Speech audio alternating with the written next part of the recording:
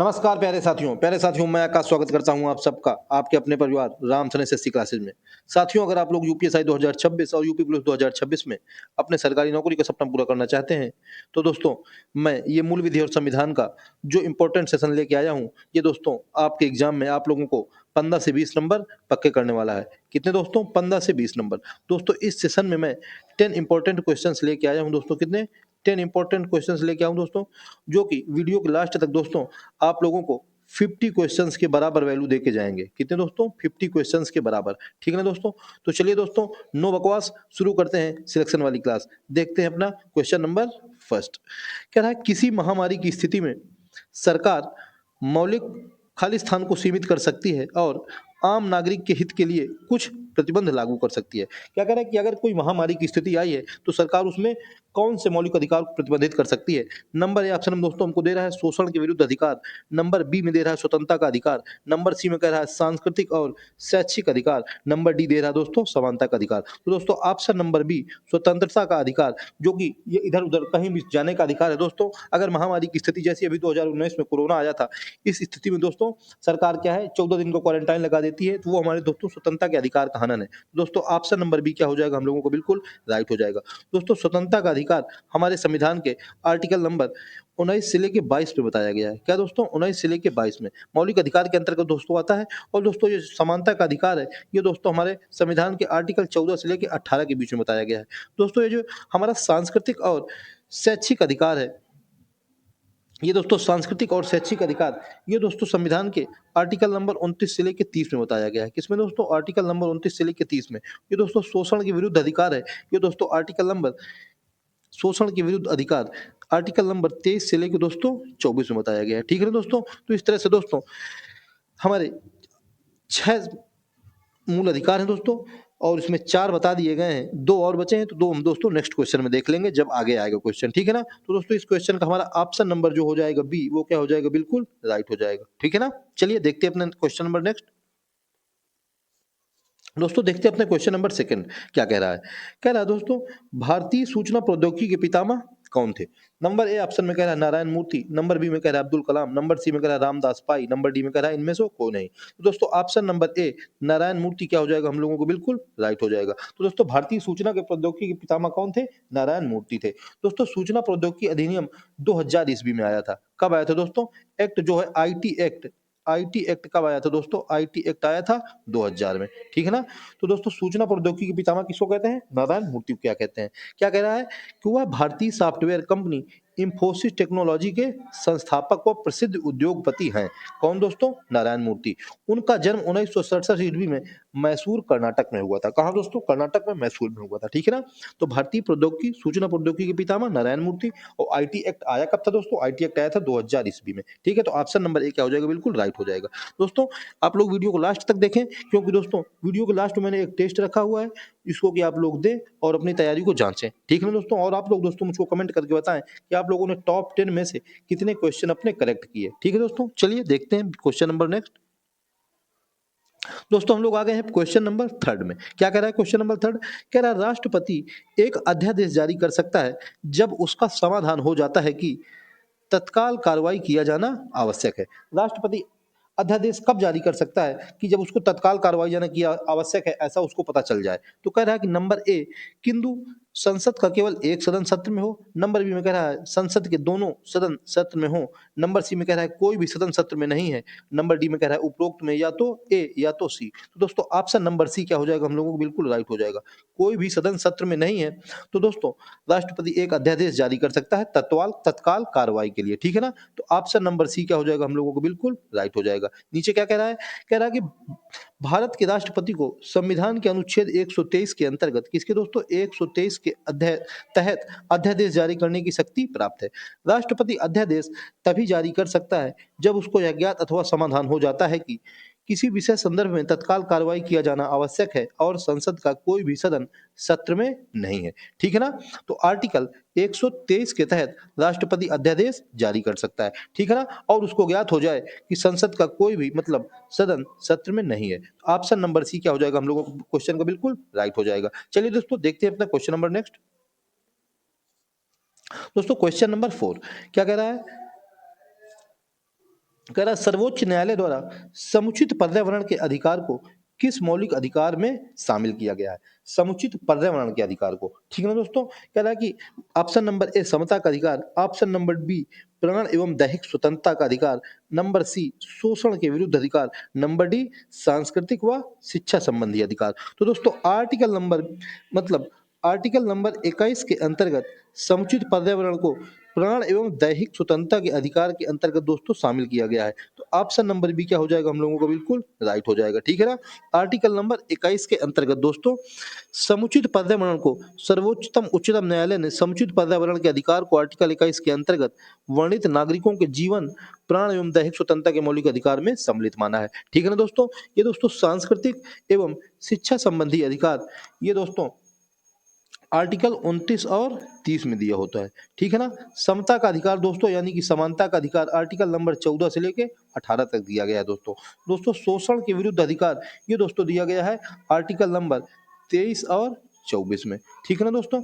और दोस्तों अब बचा हुआ है संवैधानिक उपचारों का अधिकार ये दोस्तों आर्टिकल नंबर 32 में है। किसमें है दोस्तों? आर्टिकल नंबर 32 में है संवैधानिक उपचारों का अधिकार, जिसे कि भीमराव अंबेडकर ने क्या कहा था? संवैधानिक उपचारों का अधिकार है, जिसे भीमराव अंबेडकर ने संविधान की आत्मा कहा था। ठीक है ना दोस्तों? और दोस्तों आर्टिकल नंबर 25 से 28 और बचा हुआ है, जिसमें कि हम लोगों को धार्मिक स्वतंत्रता का अधिकार आता है। किसका? आर्टिकल नंबर 25 से 28। ठीक है ना? क्या हो जाता है? धार्मिक स्वतंत्रता का अधिकार। ठीक है ना दोस्तों? धार्मिक स्वतंत्रता का अधिकार। तो दोस्तों इस क्वेश्चन का ऑप्शन नंबर बी क्या हो जाएगा हम लोगों को? बिल्कुल राइट हो जाएगा। ठीक है ना? ऑप्शन नंबर बी क्या हो जाएगा? बिल्कुल राइट हो जाएगा। चलिए दोस्तों देखते हैं अपने क्वेश्चन नंबर नेक्स्ट। दोस्तों कह रहा है क्वेश्चन नंबर 5, कह रहा है साइबर अपराध में क्या शामिल है? साइबर अपराध में क्या शामिल है? नंबर ए में कह रहा है कंप्यूटर के माध्यम से छल, नंबर बी में कह रहा है कंप्यूटर के माध्यम से बौद्धिक संपदा संबंधी अपराध, नंबर सी कह रहा है इंटरनेट के माध्यम से किसी की एकांतता भंग करना, नंबर डी उपरोक्त सभी। तो ऑप्शन नंबर डी दोस्तों उपरोक्त सभी हम लोगों को बिल्कुल राइट हो जाएगा। ठीक है ना दोस्तों? साइबर अपराध के लिए दोस्तों जो साइबर एक्ट है उसके लिए फर्स्ट पुलिस स्टेशन दोस्तों कहाँ खोला गया था? ये कल दोस्तों हम लोगों के क्वेश्चन में आया था कि साइबर अपराध के लिए फर्स्ट पुलिस स्टेशन दोस्तों 2001 में बेंगलुरु में खोला गया था। कहाँ खोला गया था दोस्तों? 2001 में बेंगलुरु में खोला गया था। ठीक है ना? और साइबर अपराध के दोस्तों अंतर्गत कौन कौन से आते हैं अपराध?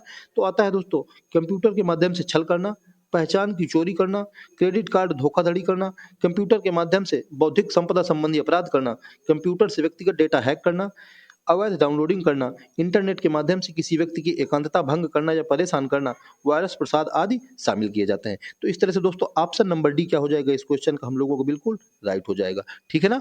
चलिए दोस्तों देखते हैं अपना क्वेश्चन नंबर नेक्स्ट क्या कह रहा है। दोस्तों हम लोग आ गए हैं क्वेश्चन नंबर 6 में। दोस्तों सारे के सारे जो इंपॉर्टेंट क्वेश्चन लेके आया हूं मैं, जो दोस्तों आप लोग मैंने बता दिया कि आप लोग ये 10 क्वेश्चन ना समझें, ये लास्ट तक जब वीडियो आप लोग देखेंगे तो कम से कम दोस्तों आप लोगों को 50-60 क्वेश्चन कंप्लीट हो जाएंगे दोस्तों। ये मैंने तो बहुत तो दोस्तों मैंने नीचे इसमें तो 3 क्वेश्चन तो मैंने नीचे सिर्फ लिखे हुए हैं। ठीक है ना दोस्तों? तो दोस्तों आप लोग मुझको कमेंट करके बता देना कि आप लोगों ने टॉप 10 में से कितने क्वेश्चन अपने करेक्ट किए। ठीक है ना? और दोस्तों वीडियो को लास्ट तक देखना, क्योंकि लास्ट में मैंने एक टेस्ट रखा हुआ है, उस टेस्ट का भी आप लोग जवाब दें कमेंट में।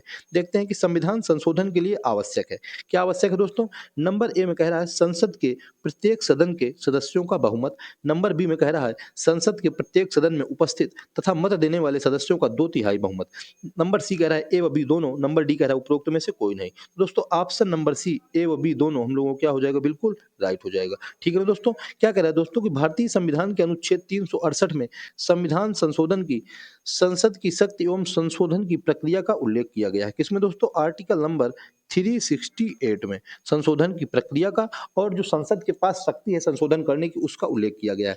इसमें दोस्तों निम्न 3 विधियों का वर्णन किया गया है। नंबर 1 साधारण विधि द्वारा, नंबर 2 विशेष बहुमत द्वारा, नंबर 3 संसद के विशेष बहुमत एवं राज्य विधानमंडल की स्वीकृति से संबोधन। नंबर 1 साधारण विधि द्वारा, नंबर 2 विशेष बहुमत द्वारा, नंबर 3 संसद के विशेष बहुमत एवं राज्य विधानमंडल की स्वीकृति से संबोधन। तो दोस्तों ऑप्शन नंबर सी ए व बी दोनों हम लोगों को बिल्कुल राइट हो जाएगा। ठीक है ना? आर्टिकल 368 के अंतर्गत दोस्तों संविधान संशोधन की प्रक्रिया का उल्लेख किया गया है। चलिए देखते हैं अपना क्वेश्चन नंबर नेक्स्ट। दोस्तों हम लोग आ गए हैं क्वेश्चन नंबर 7 में। कह रहा है कि भारत की नागरिकता निम्नलिखित में से किसके द्वारा प्राप्त की जा सकती है? नंबर ए में कह रहा है जन्म से, नंबर बी वंशानुक्रम से, नंबर सी देशीकरण से, नंबर डी इन सभी से। दोस्तों ऑप्शन नंबर डी इन सभी से क्या हो जाएगा हम लोगों को बिल्कुल राइट हो जाएगा। दोस्तों भारत में नागरिकता संबंधी प्रावधान भाग 2 में अनुच्छेद 5 से 11 में किया गया है। इसके अंतर्गत दोस्तों भारत की नागरिकता निम्न 5 आधार पर प्राप्त की जा सकती है। 3 आधार दोस्तों ये दिए हुए हैं, 1, 2 और 3। अब मैं दोस्तों चौथा और पांचवां आधार यहाँ पे लिखे दे रहा हूँ। दोस्तों चौथा आधार है पंजीकरण द्वारा। किसके द्वारा दोस्तों? पंजीकरण द्वारा। नंबर पांचवां दोस्तों है भूमि विस्तार द्वारा। किसके द्वारा दोस्तों? भूमि विस्तार द्वारा। तो दोस्तों भारत की नागरिकता प्राप्त करने के ये 5 आधार हो जाते हैं। कौन कौन से? नंबर 1 जन्म से, नंबर 2 वंशानुक्रम से, नंबर 3 देशीकरण से, नंबर 4 दोस्तों पंजीकरण से, नंबर 5 भूमि विस्तार द्वारा। भाग 2 में आर्टिकल 5 से 11 में भारत की नागरिकता का उल्लेख किया गया है। ठीक है ना दोस्तों? ऑप्शन नंबर डी क्या हो जाएगा? बिल्कुल राइट हो जाएगा। चलिए दोस्तों देखते हैं अपने क्वेश्चन नंबर नेक्स्ट। दोस्तों हम लोग आ गए हैं क्वेश्चन नंबर 8 में। क्या कह रहा है? संसद व विधानसभाएं जिन विषयों पर कानून बना सकती हैं उनका उल्लेख किस अनुसूची में है? नंबर ए ऑप्शन में कह रहा है प्रथम, नंबर बी में कह रहा है द्वितीय, नंबर सी में कह रहा है सप्तम, नंबर डी में कह रहा है नवम। दोस्तों ऑप्शन नंबर ई मतलब ऑप्शन नंबर सी सप्तम, सातवीं अनुसूची में हमारे संविधान की 7वीं अनुसूची में राज्य और केंद्र की शक्तियों के बंटवारे के बारे में बताया गया है। इसमें दोस्तों 3 अनुसूचियों के बारे में बताया गया है। नंबर 1 दोस्तों संघ अनुसूची, संघ सूची, नंबर 2 दोस्तों राज्य सूची और नंबर 3 दोस्तों समवर्ती सूची। तो इस समय दोस्तों प्रेजेंट में संघ सूची में 100 विषय हैं। कितने विषय हैं दोस्तों? 100 विषय हैं। राज्य सूची में दोस्तों कितने विषय हैं? राज्य सूची में दोस्तों 61 विषय हैं और दोस्तों समवर्ती सूची में 52 विषय हैं। ठीक है ना दोस्तों? संघ सूची में 100 विषय, राज्य सूची में 61 विषय, समवर्ती सूची में 52 विषय। ठीक है ना? ऑप्शन नंबर सी क्या हो जाएगा इस क्वेश्चन का? सप्तम सूची हम लोगों को बिल्कुल राइट हो जाएगा। दोस्तों आप लोग मुझको कमेंट करके जरूर बताएं कि आप लोगों ने टॉप 10 में से कितने क्वेश्चन अपने करेक्ट किए। ठीक है? और दोस्तों अगर आप लोगों को मेरी मेहनत पसंद आए तो मेरे वीडियो को एक लाइक जरूर करें और दोस्तों मेरे चैनल को सब्सक्राइब कर लें। ठीक है? चलिए देखते हैं अपना क्वेश्चन नंबर नेक्स्ट। दोस्तों हम लोग आ गए हैं क्वेश्चन नंबर 9 में। क्या कह रहा है? सूचना का अधिकार 2005 लागू होता है। नंबर ए संपूर्ण भारतवर्ष में, नंबर बी जम्मू कश्मीर के अतिरिक्त संपूर्ण भारतवर्ष में, नंबर सी जम्मू कश्मीर और पंजाब के अतिरिक्त संपूर्ण भारत में, नंबर डी उपरोक्त में से कोई नहीं। तो दोस्तों सूचना का अधिकार 12 अक्टूबर 2005 से जम्मू कश्मीर को छोड़ करके पूरे भारत में लागू होता है। तो ऑप्शन नंबर बी क्या हो जाएगा हम लोगों का इस क्वेश्चन का? बिल्कुल राइट हो जाएगा। ठीक है ना दोस्तों? क्या कह रहा है?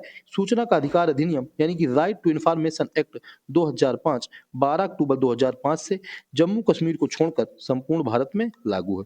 सूचना के अधिकार के तहत किसी देश की सरकार अपने कार्य एवं शासन संबंधी बातों को अपने नागरिकों को उपलब्ध कराता है। ठीक है ना दोस्तों? तो ये दोस्तों सरकार की जिम्मेदारी होती है कि अपने कार्यों को और अपने शासन संबंधी बातों को नागरिकों को उपलब्ध कराना। इसी के तहत दोस्तों सूचना का अधिकार 2005 लागू किया गया था। तो दोस्तों ऑप्शन नंबर बी हम लोगों को क्या हो जाएगा? बिल्कुल राइट हो जाएगा। जम्मू कश्मीर को छोड़ करके संपूर्ण भारत में। दोस्तों चलिए देखते हैं अपना क्वेश्चन नंबर नेक्स्ट यानी कि क्वेश्चन नंबर लास्ट। कह रहा है दोस्तों लोक हितवाद दायर किया जा सकता है। लोक हितवाद यानी कि PIL पब्लिक इंटरेस्ट लिटिगेशन। ठीक है ना दोस्तों? कह रहा है किसी भी व्यक्ति द्वारा, नंबर बी कह रहा है जिसके मूल अधिकारों का अतिक्रमण हुआ है, नंबर सी कह रहा है किसी भी व्यक्ति या संस्था द्वारा, नंबर डी सरकार द्वारा। तो दोस्तों ऑप्शन नंबर सी किसी भी व्यक्ति या संस्था द्वारा हम लोगों का बाइट बिल्कुल राइट हो जाएगा। क्या कह रहा है दोस्तों? लोक हितवाद या जनहित याचिका जिसको दोस्तों हम लोग PIL कहते हैं, पब्लिक इंटरेस्ट लिटिगेशन, एक ऐसी याचिका है जिसे पीड़ित व्यक्ति स्वयं या अन्य कोई व्यक्ति या संस्था द्वारा दायर किया जा सकता है। भारत में जनहित याचिका की शुरुआत दोस्तों PN भगवती एवं न्यायमूर्ति VR कृष्ण अय्यर ने की थी। किसने दोस्तों? PN भगवती एवं न्यायमूर्ति कृष्ण अय्यर। दोस्तों दोस्तों जनहित याचिका की जननी किसको कहा जाता है? आप लोग मुझको कमेंट करके बताइए कि जनहित याचिका की जननी किसको कहा जाता है? किसको दोस्तों? जननी जनहित याचिका की किसको कहा जाता है? ठीक है ना? तो दोस्तों इस क्वेश्चन का ऑप्शन नंबर सी क्या हो गया? किसी भी व्यक्ति या संस्था द्वारा हम लोगों को बिल्कुल राइट हो जाएगा। ठीक है ना? चलिए दोस्तों मैंने आप लोगों से कहा था कि वीडियो को लास्ट तक देखें। मैंने लास्ट में एक टेस्ट रखा हुआ है। तो आज का टेस्ट नंबर 7 क्या है दोस्तों? टेस्ट नंबर 7 क्या कह रहा है? जरा देख लीजिए।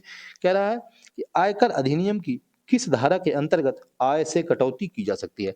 आयकर अधिनियम जो कि दोस्तों 1961 ईस्वी में आया था और दोस्तों 1 अप्रैल 1962 ईस्वी से पूरे भारत में लागू हो गया था। ठीक है ना? तो आप लोगों को दोस्तों मुझको कमेंट करके बताना है कि कौन सी धारा के अंतर्गत आयकर अधिनियम की आय से कटौती की जा सकती है। ठीक है ना? आप लोग मुझको कमेंट करके बताइए कि कौन से धारा के अंतर्गत आयकर अधिनियम से आय की कटौती की जा सकती है। ठीक है, चलिए देखते हैं हम कल का टेस्ट। कल हमारा क्या टेस्ट में था? कह रहा था कि भारत के नियंत्रक एवं महालेखा परीक्षक की नियुक्ति कौन करते हैं? भारत के नियंत्रक एवं महालेखा परीक्षक की नियुक्ति दोस्तों ऑप्शन नंबर ए राष्ट्रपति क्या हो जाएगा हम लोगों को? बिल्कुल राइट हो जाएगा। राष्ट्रपति दोस्तों भारत के नियंत्रक एवं महालेखा परीक्षक की नियुक्ति करते हैं। ठीक है ना? तो दोस्तों ये था आज का इंपॉर्टेंट सेशन, जो कि दोस्तों मुझको उम्मीद है कि आप लोगों को पसंद आया होगा। दोस्तों आप लोग मेरा यकीन मानिए, अगर आप लोगों ने इस सेशन को देखा तो आप लोगों के एग्जाम में 15 से 20 नंबर बिल्कुल पक्के हो जाएंगे। ठीक है ना दोस्तों? तो आप लोग दोस्तों इस सेशन को जरूर देखिए, और दोस्तों जो भी आपके दोस्त तैयारी करने वाले हों उनको भी दोस्तों शेयर कर दीजिए, उनकी भी तैयारी बेहतर हो जाए। ठीक है ना दोस्तों? तो दोस्तों आज के सेशन में इतना ही, और अगर दोस्तों आप लोग मेरे चैनल पर नए हैं तो मेरे चैनल को एक सब्सक्राइब जरूर करें और एक लाइक करें। ठीक है ना दोस्तों? तो दोस्तों आज के सेशन में इतना ही, मिलते हैं नेक्स्ट वीडियो में, तब तक के लिए जय हिंद, जय श्री राम।